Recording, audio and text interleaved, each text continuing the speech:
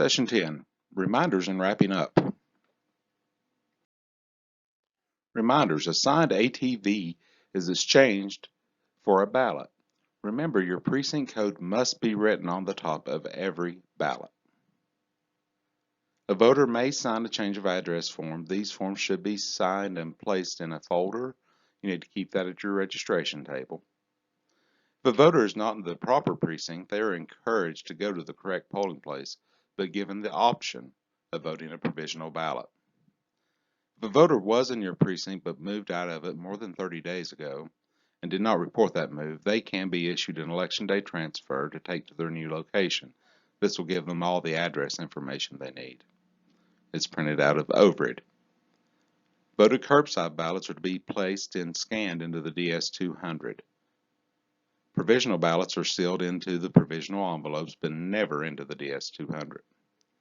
You'll get absentee lists of voters who have already voted the morning of the election from our Board of Election members or other election officials. Your laptops will be updated with all the absentee voters after the close of one stop on Saturday. A special list of voters who returned absentee by mail ballots after the close of one stop will also be provided. These will be ones that come in the mail on Monday or are hand delivered on Monday. Your purple notebook is very important. You need to become familiar with it. Everything that you do has a step-by-step guide. This is mainly to do with the laptops and printers, your DS-200 and your Express Vote. You'll find your checklist there too. You'll also have the guides for every scenario that you need. If you cannot find a voter for any issue you have in overhead,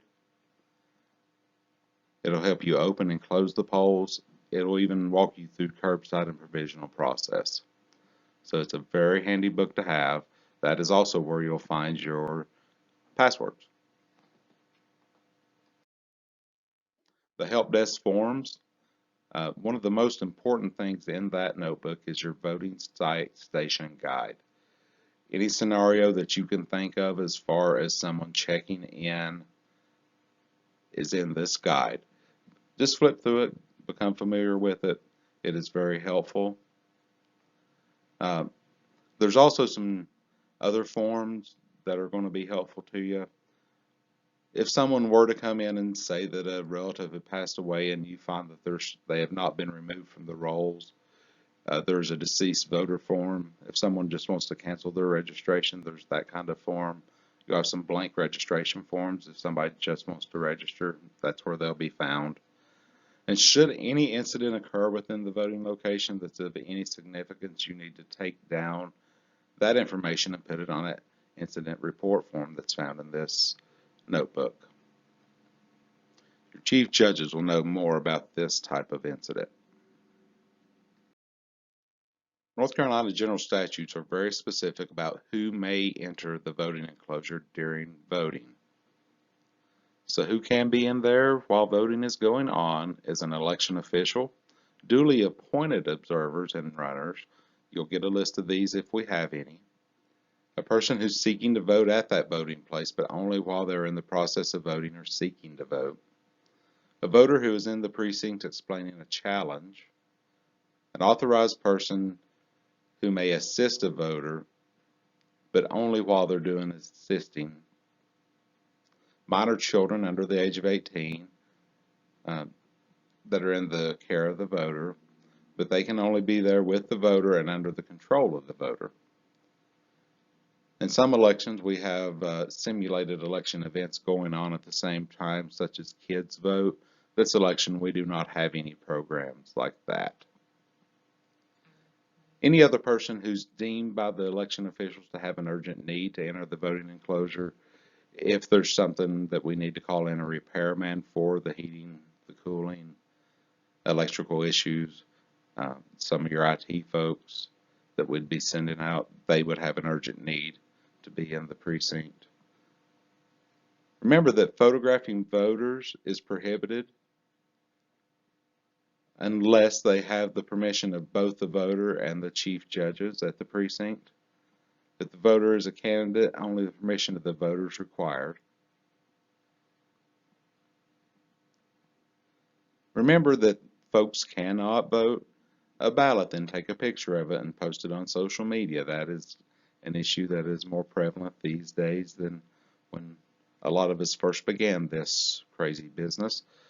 But just remember that if you see someone doing that, to tell them that that is illegal. If they go ahead and post it, we'll refer that on to whoever the appropriate official is at that time. Remember that the polls must be announced that they are open, and they must be announced that they're closed. The chief judge typically does this. Also remember that anyone in line at 7:30 may vote. Do not close the DS200 until the last ballot has been inserted. Go ahead and hand everybody in line a blank sheet of paper. That way you know that they were there at the close at 7:30 and they're still eligible. Anyone who shows up after the polls are declared closed at 7:30 cannot vote. That would be a provisional issue. Remember, do not lock the doors. The public's allowed to come in and see you all close the polls down and the tabulation process. So when you pack up all the supplies after 7:30, assistants will be the ones who start this process because the judges will be doing their tabulation and making sure all the forms have been signed. Remember to put your equipment and supplies back where you found it. That way the delivery crew can find it the next morning. Laptops and printer cords go in the laptop bags. Printers, remember to put them in the correct box and do not tape them closed. Don't forget your signs, and please help your chief judges get their vehicles packed up. Leave the precinct how you found it or better. Chief judges, you'll have a checklist of everything you're supposed to bring back into the office, but it will be your flash drives and your blue DS200 bin with the voted ballots. Any unvoted ballots you need to bring back election night. Your red bags and all your forms that have to be signed. Each worker will be listed on a pay sheet. This is where I'll make sure that you worked on election day. If your name's not on the sheet, please let me know. That way I can ensure that you do get paid. If there's an emergency at the polls, such as weather, power outage, a bomb threat, an accident, flooding, snow, or ice, or fire, we may have to initiate an emergency action plan. The main thing you all need to do is designate an area for you all to evacuate to, should that become necessary, somewhere outside the building that is safe. Remember to stay calm, keep order, and try to secure as much equipment and supplies as time will allow. If you must evacuate, go to that prearranged location and take as much equipment as you can. Voters with ballots should be kept together, but they may continue voting outside. The DS200 needs to be wheeled outside, and it will operate a short time on battery power. If you don't have to evacuate but cannot process voters, stay in the precinct so the chain of custody is intact. Always call the Board of Elections and we can meet and come up with a solution. If there's an emergency at our office, we would let you all know where you need to bring the supplies back after the polls close. Food and drinks.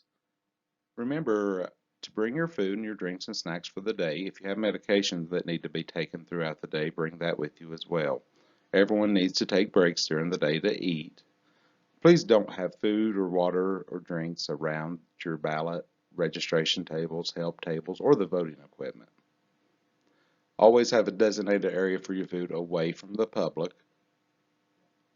This is the last slide in the presentation. We want to thank you again for being precinct officials. This has been a unique training for all of us. This is something we're not used to, and I want to thank you for bearing with us until the end. If you have any questions, feel free to give me a call. I'll answer anything that you have.